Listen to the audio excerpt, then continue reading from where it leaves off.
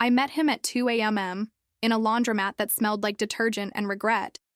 He was bald, covered in tattoos that crawled up his neck like warnings I should have read, sitting in the corner with a book so worn the title had disappeared. We didn't speak, but when I picked up my basket and headed for the door, he stood up and said, "Wait." His voice wasn't a question. It was a decision he'd already made.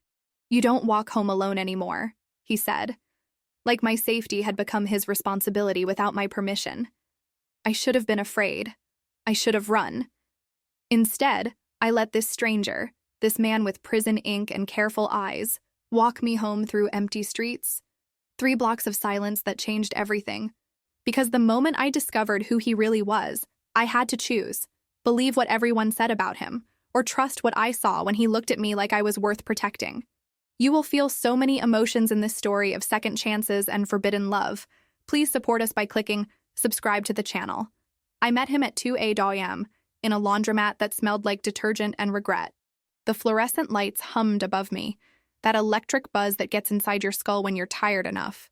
I was folding towels, white ones that had gone gray from too many washes, from being clean but never quite clean enough. My hands moved automatically, corners to corners, smooth and flat, the way my mother taught me before she stopped returning my calls for reasons I still don't fully understand. He was sitting in the corner with a book so worn the title had disappeared. I noticed him because the laundromat was supposed to be empty. It always was at this hour, which is why I came. No one to make small talk with. No one to wonder why a 28-year-old elementary school teacher does laundry alone in the middle of the night instead of sleeping like a normal person. But he was there, taking up space in a way that made the whole room feel smaller. He was white, completely bald, and covered in tattoos that crawled up his neck like warnings I should have read.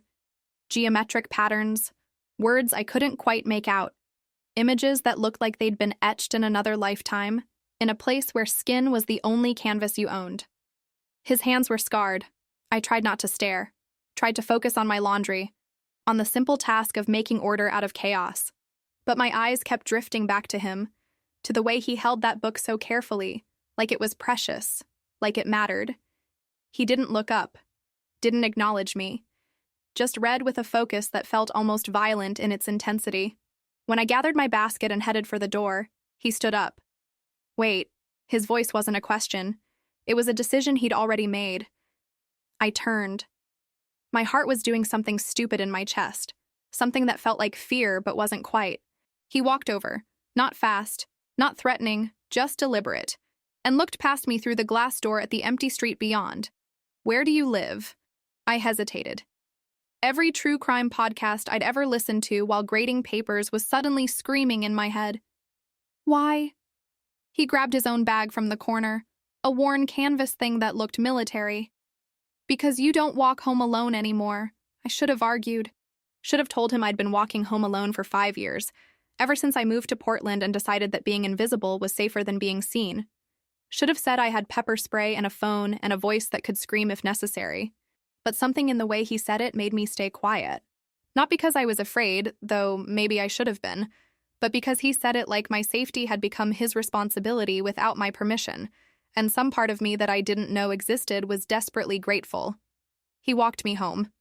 3 blocks through empty streets where the streetlights made everything look like a noir film, and our footsteps echoed off brick buildings.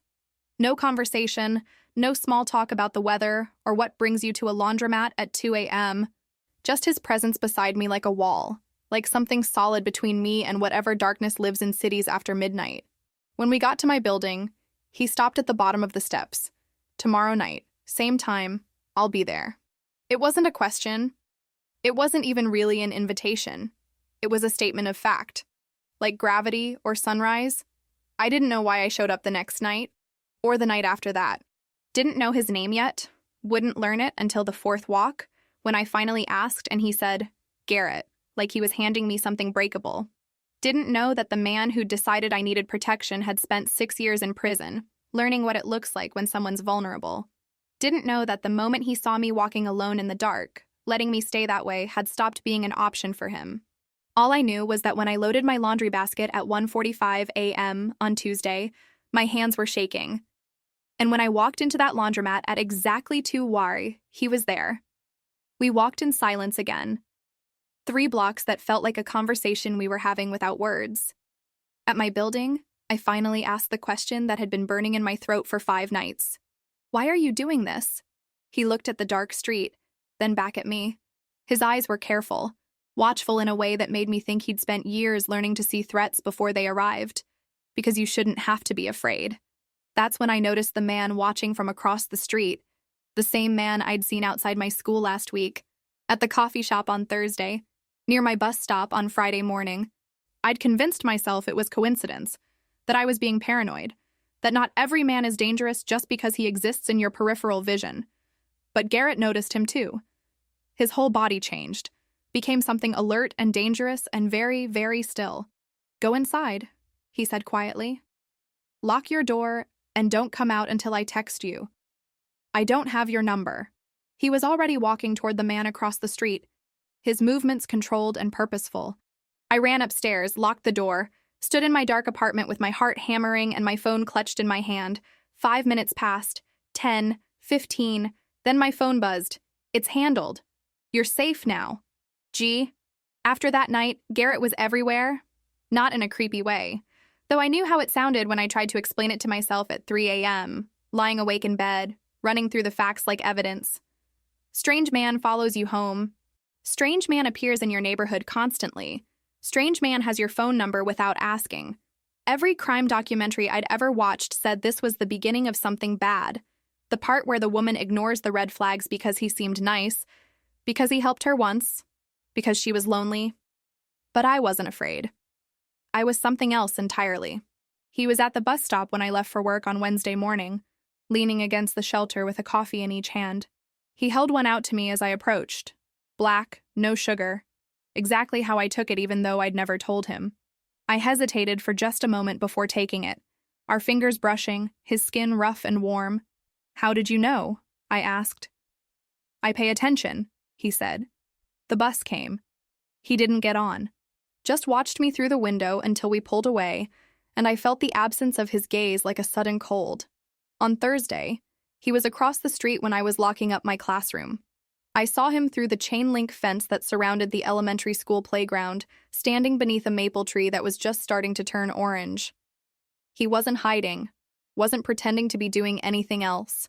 Just standing there like a sentinel, like someone had posted him there to keep watch. On Friday night, I stopped at the bodega on the corner for milk and bread, and he was there too, in the back aisle, reading the label on a can of soup like it contained the secrets of the universe. I walked up to him. The fluorescent lights buzzed overhead, same as the laundromat, same as everywhere in the city after dark. Are you following me? He looked up, those careful eyes meeting mine without flinching. Yes. The honesty of it stopped me cold. No excuses, no deflection, no gaslighting me into thinking I was imagining things. Why? Because you need someone to... He said it simply, like it was obvious, like the math was right there in front of me if I just look at it clearly. A woman alone. A city at night. A threat that had been circling her for weeks before she even noticed. I can take care of myself, I said, but even I could hear how hollow it sounded. I know you can, he said, but you don't have to. He paid for his soup and my groceries before I could argue. And when the plastic bag split on the sidewalk outside, spilling apples into the street, he gathered them without a word, carrying everything the 3 blocks to my building. Small things. He did small things without being asked. Fixed the broken lock on the laundromat door that had been hanging loose for months. Carried my groceries when the bags were too heavy. Warned me about the guy at the corner store who'd been arrested twice for assault. Information he delivered calmly, factually, like he was reading from a report. I started to notice things about him in return. How he never talked about family. How he flinched when sirens passed, his whole body going rigid for a moment before he forced himself to relax. How his tattoos hid long scars underneath, white lines that looked surgical, deliberate. People in the neighborhood reacted to him strangely. Mrs. Chen from the dry cleaners crossed the street when she saw him coming. The teenagers who usually loitered by the bodega went quiet and dispersed. But Marcus, who ran the auto shop on the corner, nodded at him with something that looked like respect, like recognition. He'd been gone, I realized, and not on vacation. It was Sunday night, 2 weeks since our first walk, when Derek showed up, my ex-boyfriend. 6 months since I'd ended it, since I'd finally admitted that his jealousy wasn't love and his need to control me wasn't protection. 6 months of blocked numbers and ignored texts and learning to sleep without checking the locks 3 times. I was coming home from the grocery store, arms full of bags, when he stepped out of the shadows by my building's entrance. I could smell the whiskey before he even spoke. "Maya, we need to talk." "No, we don't. Go home, Derek." "I am home. This is where my girlfriend lives." "I'm not your girlfriend. I haven't been for half a year." He moved fast, grabbing my wrist hard enough that the grocery bags hit the ground, eggs cracking, milk starting to leak. His face was too close, his breath hot and sour. "You don't get to just leave me. You don't get to—" Before I could scream, before I could even process what was happening, Garrett was there. I hadn't seen him approach, hadn't heard him. But suddenly he was just there, solid and real, one tattooed hand on Derek's shoulder. He didn't yank, didn't pull, just placed his hand there with a pressure that made Derek's face go pale. Garrett leaned in close and said something too quiet for me to hear. Whatever it was made Derek release my wrist immediately, made him step back, made him turn and walk away fast, almost running, looking back once with an expression I'd never seen on his face before. Fear. Derek was afraid. Garrett watched him go until he turned the corner, then looked down at me, at my wrist, where bruises were already forming in the shape of fingers. "Are you hurt?" "I'm fine," I said, but my voice was shaking. "What did you say to him?" "Just the truth, which is that if he touches you again, it'll be the last thing he does." He said it calmly, matter-of-factly, like he was commenting on the weather, and I believed him. That was the strange part. I believed him completely. He picked up my groceries, the ones that weren't ruined, and carried them upstairs. Stood in my doorway while I put them away, like he was waiting for permission to enter or permission to leave. I couldn't tell which. "Thank you," I said finally. "Lock your door," he said, "and text me if he comes back." The next day at school, my coworker Sarah pulled me into the teacher's lounge during lunch. Her face was full of concern. That particular expression women wear when they're about to tell you something for your own good. "Maya, that guy who's been around?" I looked him up.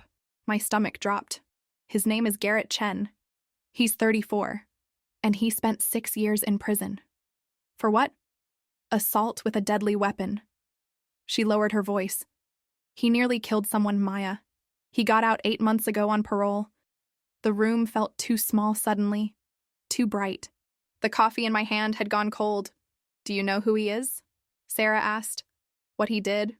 I thought about his careful hands picking up spilled apples, his patient silence on our walks, the way he'd placed his hand on Derek's shoulder with such controlled precision. "Yes," I said. "I know exactly who he is, but I was lying. I didn't know anything at all." I confronted him outside the laundromat at 2 a.m., my hands shaking but my voice steady. "Were you in prison?" Garrett looked up from the bench where he'd been waiting. He didn't flinch, didn't pretend to be surprised. "Yes." One word. Clean and simple as a knife. The streetlight above us flickered, casting shadows across his face, across tattoos that suddenly looked less like decoration and more like history, written on skin because paper burns but ink stays forever. For what? Assault with a deadly weapon. 6 years at Oregon State Penitentiary. He said it the way someone recites an address they've given too many times, to parole boards and skeptical landlords.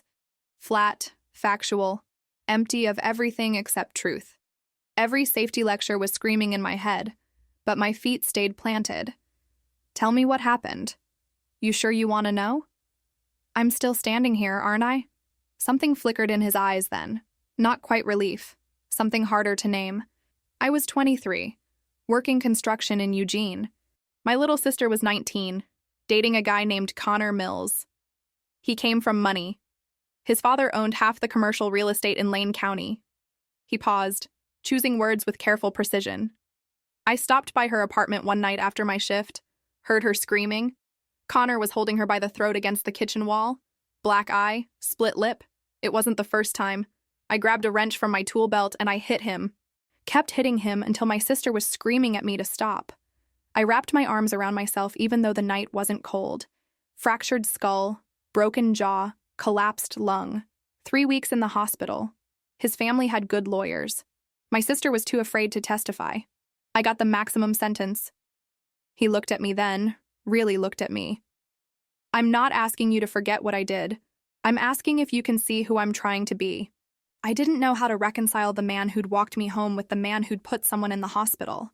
Didn't know if protection and violence were different things or just different names for the same impulse. I see you, I said finally. That's the problem. Because now I can't unsee you. The silence between us felt like a promise we were both afraid to make. I made him coffee in my apartment 20 minutes later. He sat on my couch like he was afraid of taking up too much space, scarred hands wrapped around the mug. What was prison like? It teaches you to read people, to see violence coming before it arrives, to value silence because words get you hurt, that second chances are rare and precious. He looked into his coffee. It also teaches you that most people will never see past your worst day, that no matter how much you change, you'll always be what you did when you were 23 and stupid and angry. Is that why you helped me? Because you see things others don't. I helped you because letting you walk home alone stopped being an option the moment I saw you. Why? Because I know what predators look like. Maya. I lived with them for 6 years. And I saw one circling you. The way he said my name made my breath catch. We talked until 4 a.m. About prison, the violence, the boredom, the crushing sameness, about learning to read in his cell, about mandatory counseling sessions where he had to prove he wasn't dangerous, about getting out 8 months ago with $200 and a parole officer who expected him to fail. Do you have family? My sister, she lives in Seattle now, married, has a kid. We talk sometimes. And Connor? He's fine, running his father's business, got married. The charges I caught probably cost him less than his wedding. No bitterness, just fact. When he stood to leave, we stood at my door too close. Not close enough. Thank you for telling me the truth. You deserve to know who's been walking you home. I'd made a choice. Not to run. To see him as he was now. Not what he'd done then. My phone rang at midnight. Blocked number. Hello? Heavy breathing. Then Derek's voice, shaking. Tell your boyfriend if he touches me again. I'll make sure his parole officer hears about it. And then I'll come for you. The line went dead. I sat in the dark, Derek's threat echoing. Garrett had protected me. Now Derek would use that to send him back to prison. Unless I did something first. I told Garrett about Derek's call the next morning at the laundromat. He was already there, waiting in his usual corner. But this time he wasn't reading. Derek threatened to report you to your parole officer last night. His face didn't change. Just that careful stillness I was learning to read like a language. I figured he would. Garrett, he could send you back to prison. I know. That's why I need to handle this the right way. The right way, it turned out, meant everything prison had taught him about surviving a system designed to trap him. He didn't react with anger. He documented everything, took photos of my bruised wrist, saved Derek's threatening voicemail, wrote down dates and times with the precision of someone filing evidence. Then he called his parole officer first, before Derek could, and reported the entire incident with calm that felt almost clinical. You're building a case, I said. I'm protecting myself legally. One violation, and I'm done. Doesn't matter if I'm in the right. Over the next few days, he let me into his world. His studio apartment in Northeast Portland had almost nothing. A mattress on the floor, a folding chair, a shelf of worn paperbacks, a coffee maker that looked older than me. No TV, no decorations, no photographs, just the bare minimum to prove stable housing. This is everything I own, he said without self-pity. He worked 2 jobs. Warehouse shift from 4 a.m. to noon, moving inventory until his back ached. Maintenance at an office building from 6 to midnight, mopping floors and emptying trash. He slept from 1 to 3:30, then started again. 70 hours a week. Every dollar went to rent, food, slowly rebuilding. When do you have time for yourself? 2 a.m. at the laundromat. I understood then. Those walks with me weren't just protection.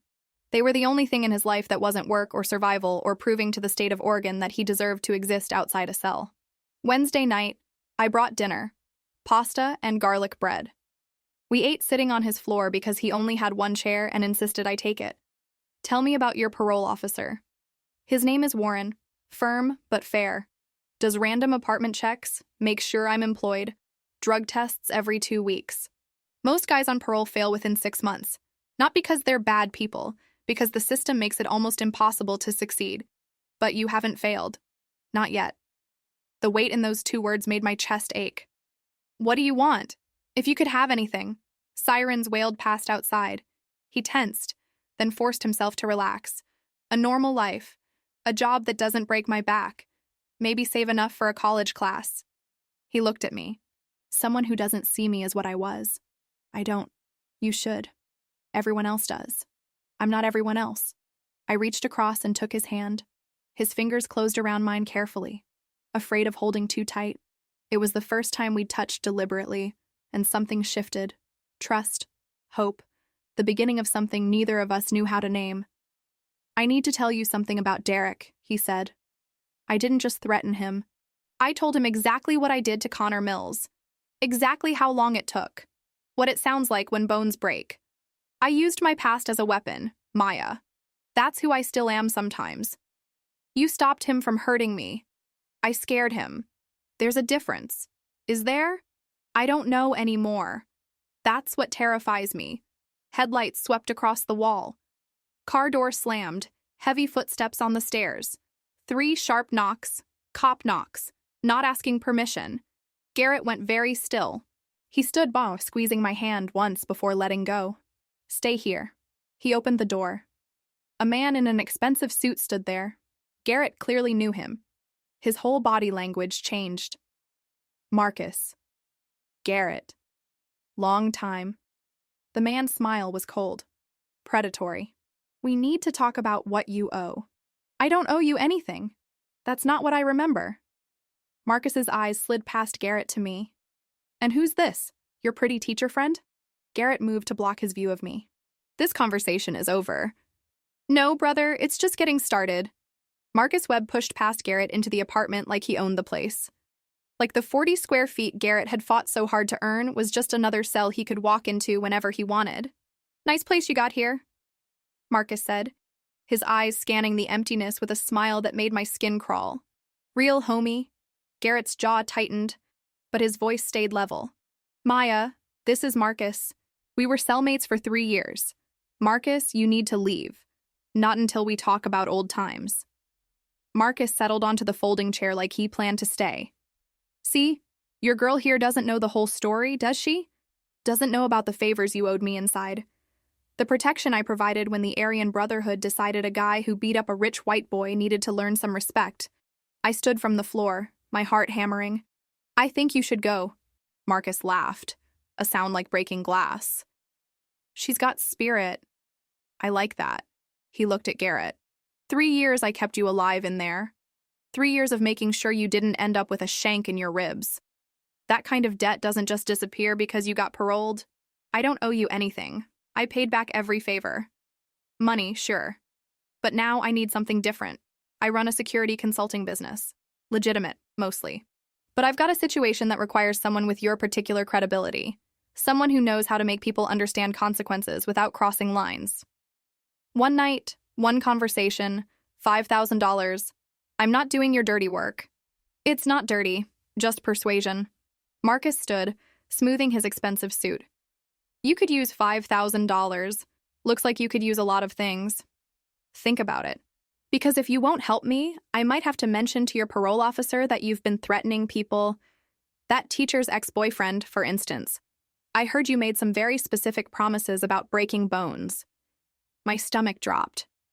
Derek must have talked. You're bluffing, Garrett said, but I heard the edge in his voice. Am I? Marcus pulled out his phone, showed us a text.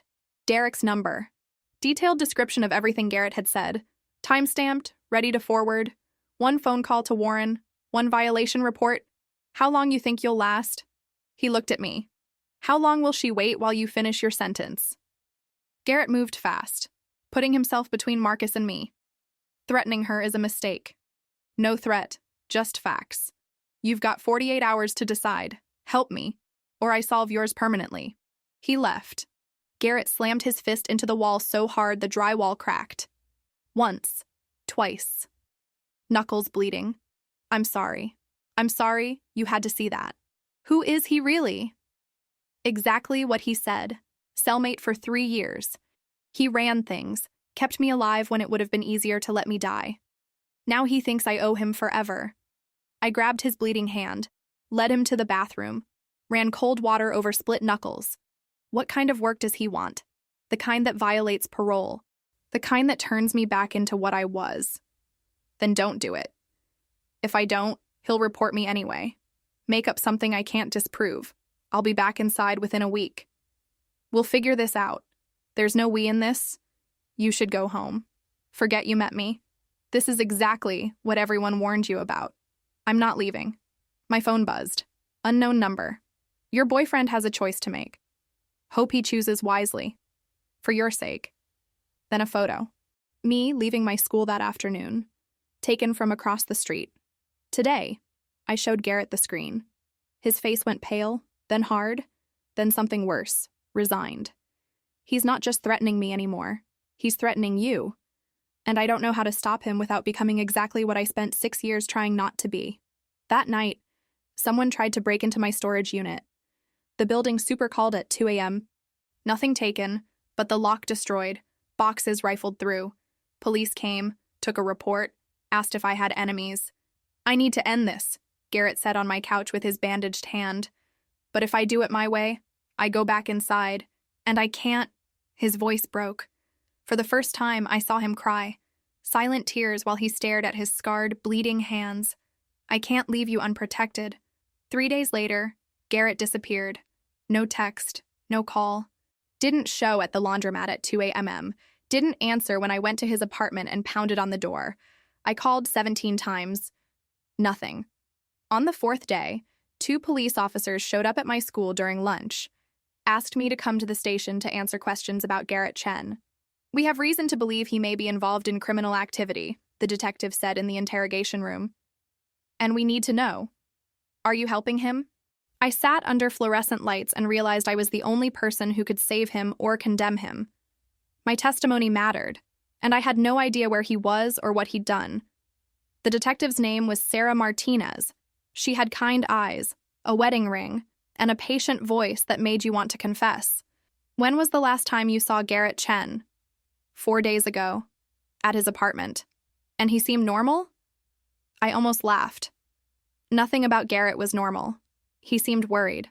Someone from his past showed up. Marcus Webb. She wrote that down. What did Mr. Webb want? He wanted Garrett to do a job. Garrett refused. What kind of job? I don't know. Just that it would violate his parole. She leaned back, studying me. Ms. Torres, I'll be honest. Garrett missed his mandatory check-in 3 days ago. There's a warrant for his arrest. But that's not why we're looking for him. Marcus Webb was found in his car last night. Someone beat him badly. Broken ribs, fractured jaw, internal bleeding. He's in the ICU. The room tilted. You think Garrett did it? Mr. Webb says Garrett attacked him over old prison debts. That's not true. How do you know? Because I know Garrett. He wouldn't throw away 8 months of doing everything right. People throw things away when they're desperate. She slid a photo across the table. Marcus in a hospital bed, face swollen, tubes everywhere. Violence delivered with precision and rage. Did Garrett do this? I don't know. But you believe he could have. I thought about his fists hitting the wall. His bleeding knuckles. How he'd cried saying he couldn't protect me without becoming what he'd spent 6 years trying not to be. I believe he's capable of violence, but also capable of restraint. I don't know which one won. They released me with instructions not to leave town. I walked into Portland's gray afternoon feeling like I was moving through water. My phone rang. Unknown number. Maya. Garrett's voice. Rough, exhausted, alive. Where are you? Somewhere safe. I can't tell you. Police think you attacked Marcus. I know. Did you? Silence. Long enough that I knew. No, but I know who did and why. If I tell police, it'll make things worse. You have to turn yourself in. Running makes you look guilty. I am guilty. Just not of what they think. I made a choice. Now I'm living with it. I need you to stop trying to save me. Go back to your life. Forget you met a guy in a laundromat who decided you were worth protecting. I'm not doing that, Maya. No. You don't get to decide I'm better off without you just because things got complicated. There's no version where I don't end up back in prison. I won't let you sacrifice your life waiting for something impossible. Where are you? I can't tell you. Then I'll find you myself. I hung up, hands shaking, not crying, angry. At Garrett for running, at Marcus for showing up, at a system that gave impossible choices then punished them. I went to Garrett's apartment, used the key he'd given me. Inside, everything looked the same except a manila envelope on the chair with my name in his handwriting. $5,000 in cash. A note. Maya, this is from Marcus. I took his job, but not how he wanted. Made a deal instead. Got him on camera recruiting me for crimes. Extortion, intimidation, witness tampering. Handed everything to the FBI. They arrested him yesterday. He got bail by evening. Someone attacked him hours later. Not me. But everyone will think it was. Use the money however you want. I'm sorry I couldn't give you more than late-night walks and borrowed time and a future that was never really possible. You made me believe I could be someone new. That's a gift I'll carry forever. G, also inside, a USB drive. I took it home, plugged it in, video files, hours of Garrett recording everything, every conversation with Marcus, every threat, every attempt at recruitment. He'd built a case exactly like he said he would. One more video, 3 nights ago. Garrett talking to camera. My name is Garrett Chen. If you're watching this, something's happened. I did not attack Marcus Webb, but I know who did and why, and can't tell police without putting someone else in danger. Someone who was trying to help me. I've spent 8 months proving I'm not what I was. Maybe that's impossible. Maybe your worst moment is all you get to be. If that's true, at least mine was protecting someone I love. The video ended. My phone buzzed. Detective Martinez found Garrett's phone. Last location traced to motel in Gresham. Executing warrant in 1 hour. If you know where he is, tell me now. Last chance to help him. I looked at the USB drive. The money, the note. I was the only one who could save him, but saving him might mean destroying evidence that proved his innocence. Because whoever attacked Marcus did it to protect Garrett. If I handed over everything, police would find them too. I had 1 hour to decide what justice looked like. I didn't go to the police. I went to the hospital. Emmanuel Medical Center at 9 p. Muri looked like every hospital. Fluorescent lights that made everyone look half dead. The smell of disinfectant failing to cover something worse underneath. Exhausted nurses moving through halls like ghosts. I asked for Marcus Webb's room number. The woman at the desk barely looked up. ICU, 4th floor, family only. I'm his sister. She waved me through. That's how easy it was. One lie, and suddenly I was in an elevator heading toward a man who'd tried to destroy Garrett's life. Marcus was alone in his room. No family, no friends, just machines beeping and tubes running into his arms and that face. Swollen, purple, barely recognizable as human. Someone had beaten him with the kind of rage that comes from deep places, from wounds that never heal. I pulled a chair close to his bed. His eyes opened, unfocused at first, then sharpening when he saw me. You, he said through wired shut jaws. The words came out slurred, painful. Me. Come to finish the job. I came to talk about who really did this to you. His eyes narrowed. Even beaten half to death, there was calculation there. Intelligence. Survival instinct. Your boyfriend didn't touch you. We both know that. I leaned forward. But you're letting everyone think he did. Why? Because it's convenient. For who? Marcus tried to smile. It looked like something cracking. For the people who actually did this. For me? For the story that makes sense? Ex-con violates parole, attacks the man trying to help him. Clean, simple, believable. Except it's a lie. So what? Garrett's going back to prison either way. At least this way, the real players stay free.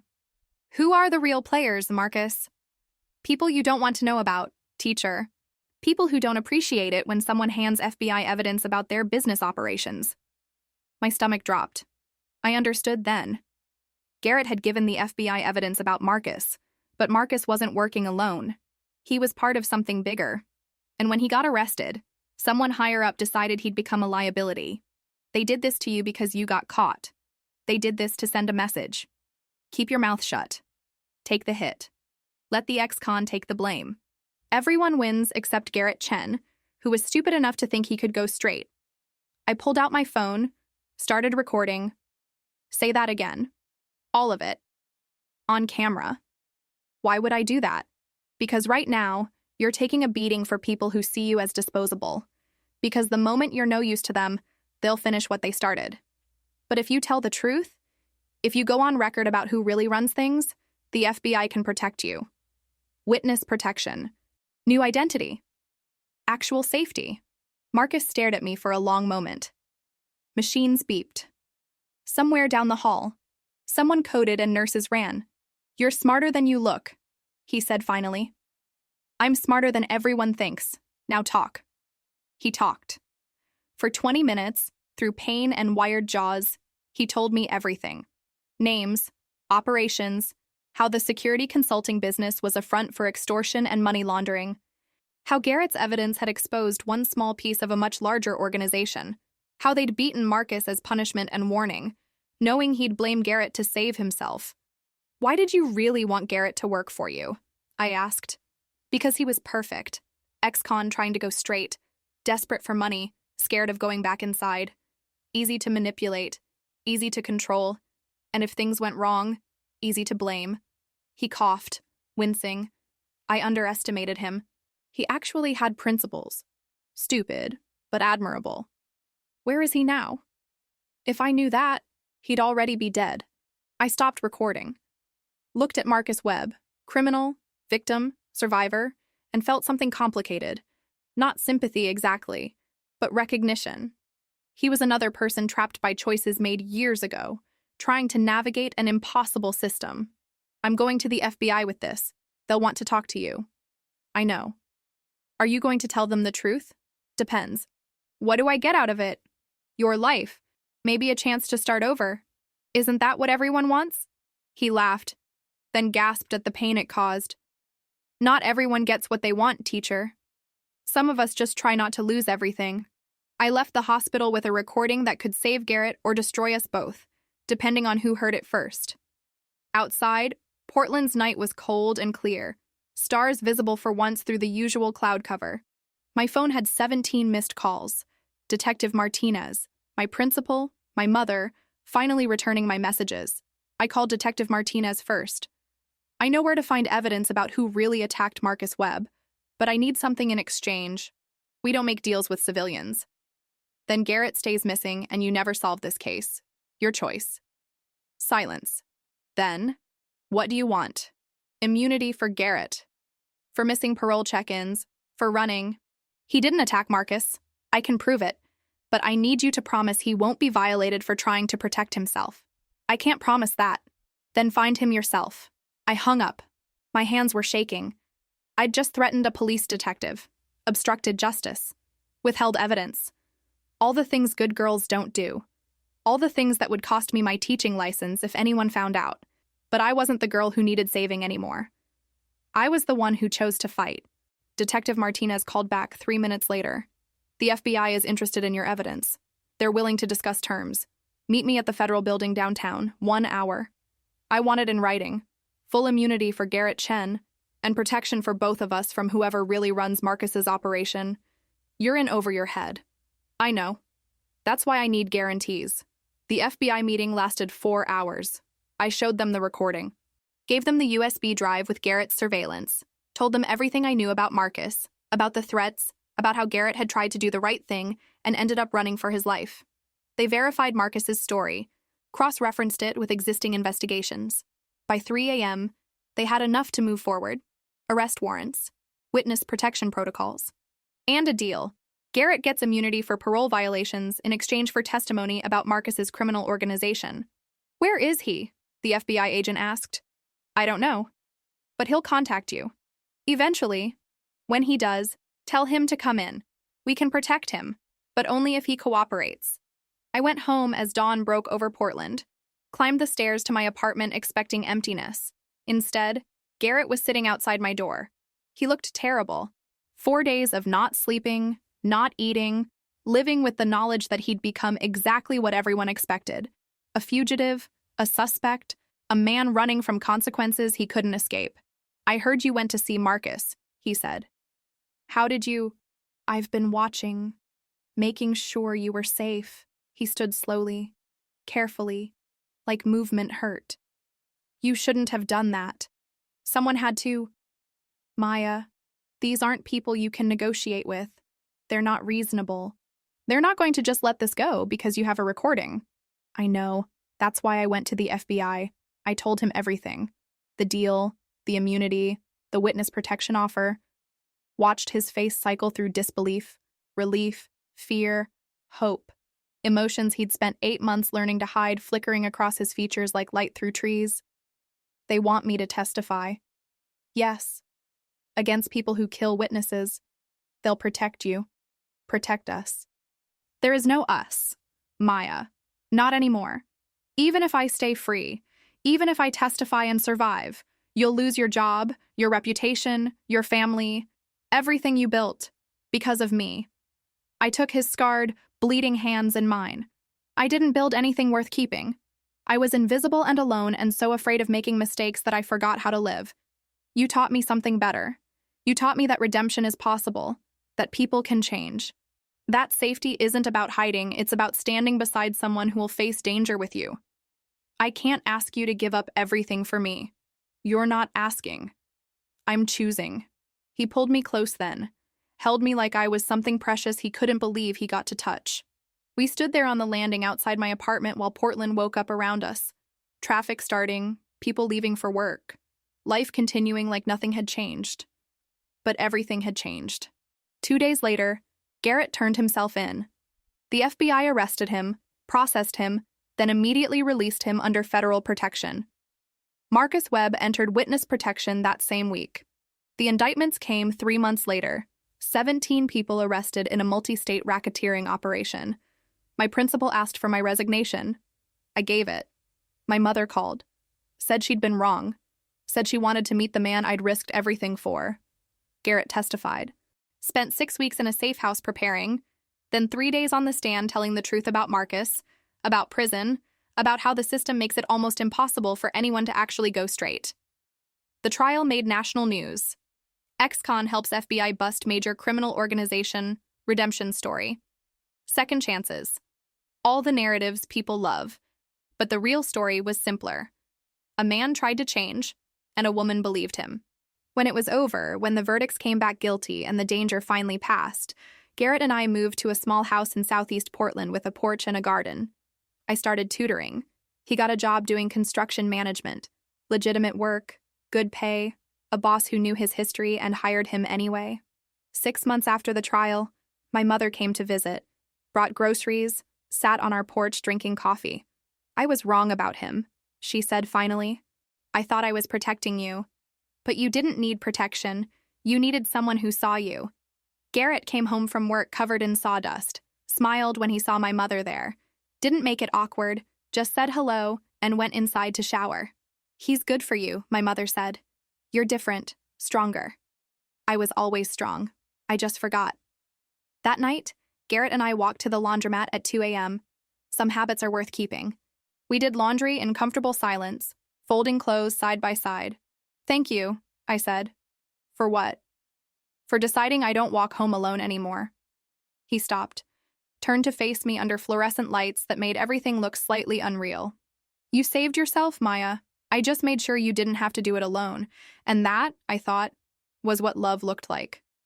Not rescuing or being rescued, just choosing each other every single day, even when, especially when, everything else fell apart." 2 days later, Garrett turned himself in. I drove him to the federal building at 6 a.m. We sat in my car in the parking garage for 10 minutes, neither speaking. "You don't have to come inside," he said. "Yes, I do. Once we walk through those doors, your name gets attached to mine. Everyone will know you chose a convicted felon over everything else." "Good. Let them know." His hand found mine. "I love you," he said. First time out loud. I know. I love you too. Now let's go testify. The FBI processed him efficiently. Agent Chen explained the terms. Protective custody, 6 weeks prep, 3 days testifying. If it went well, full immunity. What about her? Garrett asked. We protect her too. For 6 weeks, I barely saw him. Secure phone calls 3 times weekly where he couldn't tell me where he was, just that he missed me, that he was memorizing my voice. Meanwhile, my principal called me in. Parents are concerned. They've seen the news. They're uncomfortable with your associations. I pulled out a resignation letter I'd written the night before. Effective immediately. She looked relieved. That made me angriest. Not that they wanted me gone, but that she was grateful I'd made it easy. My mother called that night. I saw the news about you resigning. I've been thinking, I was wrong. I thought I was protecting you. But you're choosing someone who sees your value. I'd like to meet him. When this is over, I cried from relief. The trial started in November. Media circus outside. Protesters with signs. I sat front row every day where Garrett could see me. His testimony lasted 3 days. He told the truth about everything. On the 3rd day, the prosecutor asked why he'd risked everything. Garrett looked at me, because I met someone who made me want to be better than my worst day, who saw past what I'd done to who I was trying to become. I couldn't protect her while staying silent. The defense had no questions. Verdicts. 17 defendants, all guilty. The judge thanked Garrett, wished him well. Just like that, it was over. We moved to a small house in southeast Portland.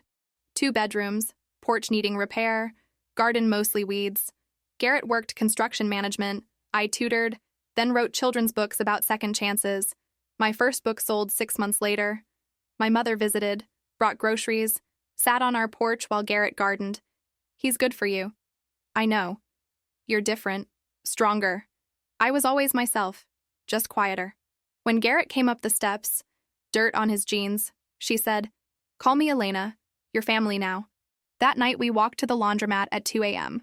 We still went sometimes, even with our own washer now. Some habits were worth keeping. Do you ever regret it? I asked. I didn't lose anything that mattered. I gained everything I needed. We walked home hand in hand, not afraid, not invisible. Just 2 people who'd found each other and decided that was enough. A year later, Garrett's parole ended. We celebrated with takeout on our porch. What do you want now? I asked. Now that you're really free? This work I believe in? A home? You? That's all I ever wanted. He was right.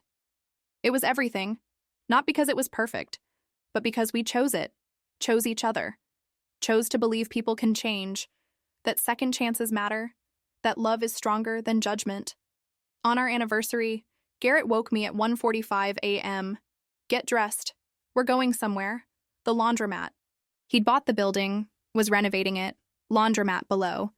Subsidized apartments above for people transitioning out of prison. This is what I'm doing with Marcus's money, creating a place where people like me have somewhere to go. I'm proud of you. I'm proud of us. We stood where everything started, where a stranger decided I was worth protecting, where I decided he was worth believing in. Thank you for deciding I don't walk home alone anymore. He pulled me close. You saved yourself, Maya. I just made sure you didn't have to do it alone. That was what love looked like. Not rescuing, but choosing each other every day. Building from broken pieces. Proving second chances are worth fighting for. We locked up and walked home through empty streets. Together. Always together. Never alone again. If you made it to the end of this story, let us know in the comments which city you're watching from. And click the yellow bell to subscribe to the channel and support us. Keep the adventure going by clicking on the suggested video on your screen.